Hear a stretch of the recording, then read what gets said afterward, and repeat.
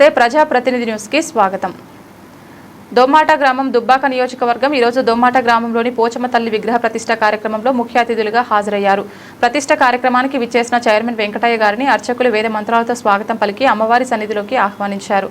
అనంతరం ప్రతిష్టలో ప్రత్యేక పూజలు నిర్వహించారు. అలాగే వేద పండితులచే హోమం కార్యక్రమంలో పాల్గొని భక్తి శ్రద్ధలతో హోమం చేశారు. అనంతరం చైర్మన్ వెంకటయ్య గారు వర్షాలు సమృద్ధిగా కురిసి బాగా పంటలు పండాలని, ప్రజలు సుఖ సంతోషాలతో జీవించాలని ఆయన ఆకాంక్షించారు. అనంతరం చైర్మన్ వెంకటయ్య గారిని ఆలయ అర్చకులు ఆశీర్వచన చేసి అమ్మవారి తీర్థ ప్రసాదాలు అందరికీ పూలమాలలు వేసి ఆశీర్వదించారు. సందర్భంగా చైర్మన్ వెంకటయ్య గారితో పాటు సర్పంచ్ ఆంజనేయులు, వీరాపల్లి సర్పంచ్ బాలమల్లేశం, వెంకటరెడ్డి, స్థానిక ఉప సర్పంచ్, వార్డు సభ్యులు, నాయకులు, ప్రజాప్రతినిధులు, గ్రామస్తులు, ఇతరులు అధిక సంఖ్యలో పాల్గొన్నారు.